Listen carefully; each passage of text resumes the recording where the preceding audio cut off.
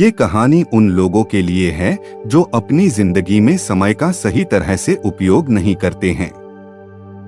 समय का महत्व समझना बेहद जरूरी होता है। जिंदगी में हमें जो हासिल करना होता है वो हमें सही वक्त पर हासिल कर लेना चाहिए, क्योंकि जिंदगी मौके कम और धोखे ज्यादा देती है।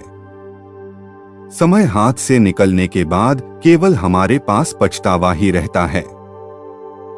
जब हम उस गुजरे समय पर पछताते हैं तभी भी हमारा समय ही गुजर रहा होता है।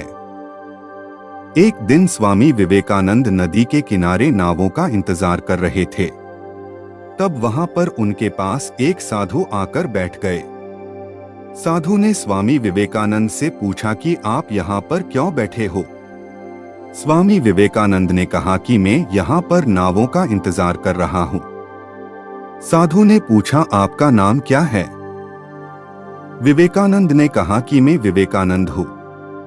साधु चौंक गए और कहने लगे कि आप सच में वो महान स्वामी विवेकानंद है, वो ही है। विवेकानंद ने कहा कि हाँ, मैं ही स्वामी विवेकानंद हूँ।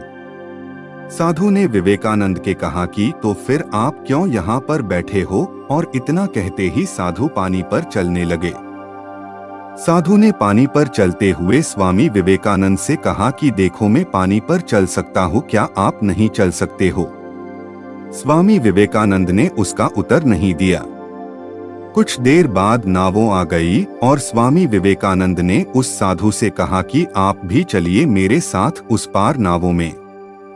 साधु बिना कुछ सोचे तुरंत विवेकानंद के साथ नावों में बैठ गए।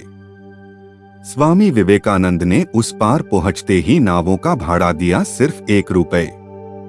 विवेकानंद ने बड़े ही विनम्र से साधु से पूछा कि आपने ये अद्भुत विद्या प्राप्त करने में कितना समय गुजार लिया? साधु ने कहा कि मैंने ये विद्या प्राप्त करने में 15 साल व्यतीत किए, तब जाके मुझे ये विद्या प्राप्त हुई है। स्वामी विवेकानंद ने साधु से कहा कि आपने जो विद्या प्राप्त की है उस विद्या के लिए केवल 50 पैसे देकर आप इस पार से उस पार जा सकते हो। यानी केवल 50 पैसे के लिए आपने अपने 15 साल बिगाड़ दिए। स्वामी विवेकानंद का कहने का तात्पर्य सिर्फ यही था कि हमें समय का सदुपयोग करना चाहिए। हमें इस तरह बेकार के कामों में अपना समय नहीं बिगाड़ना चाहिए। अगर कहानी अच्छी लगी है तो वीडियो को लाइक करें और चैनल को सब्सक्राइब करना ना भूलें। धन्यवाद।